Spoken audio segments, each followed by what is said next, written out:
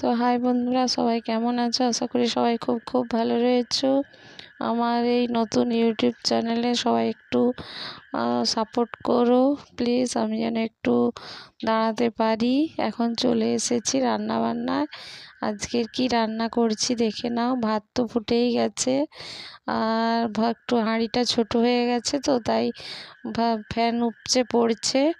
আজকে সব রান্না কাটাকাটি জোগাড় যন্ত্র করে বসে পড়েছি রান্না করতে।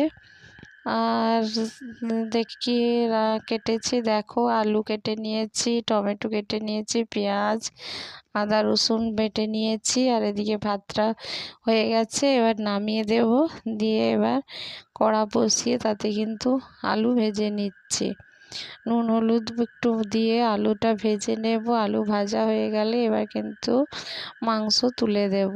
প্রথমে কড়ায় পেঁয়াজটা ভেজে নেব। পেঁয়াজ ভাজা ভাজা হয়ে গেলে তারপরে এবার টমেটো দিয়ে দেব। টমেটো দিয়ে ভালো করে নেড়ে নেড়ে এবার আদা রসুন বাটাটা দিয়ে দেব।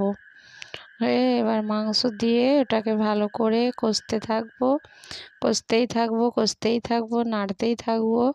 তারপর ওতে সামান্য পরিমাণ জল দেব, একদম অল্প করে, খুব বেশি জল দেব না। বেশি জল দিলে মাংসের কোনো টেস্ট থাকে না, তাই অল্প পরিমাণ, মানে একটু ভাত মেখে খাওয়া যাবে সেই রকম পরিমাণ মতো জল দিয়ে দেব। দিয়ে আর আজকে তারপরে গরম পড়েছে প্রচণ্ড, তাই দই নিয়ে এসছে। দই দিয়ে আজকে রেসিপিটা তোমাদেরকে থালায় সাজিয়ে দেখিয়ে দিলাম। ভাত দিয়েছি, তার সঙ্গে শসা দিয়েছি, আর বাটিতে মাংস কষা দিয়েছি, আর দইয়ের ভাঁড় রেখে দিয়েছি। তো চলো বলে দিচ্ছি আবারও একবার, এই যে দেখিয়ে দিচ্ছি। তো বন্ধুরা প্লিজ সাপোর্ট করো, ভালো লাগলে লাইক কমেন্ট করে দিও। আর আমার এই নতুন ইউটিউব চ্যানেলে সবাইকে ওয়েলকাম, স্বাগতম, সবাই পাশে থেকো। তারপরে দেখো আমরা কিন্তু খেতে বসে পড়েছি, আর সামনেই একদম তরকারির কড়া নিয়ে পুরো বসে পড়েছি, নিচ্ছি খাচ্ছি।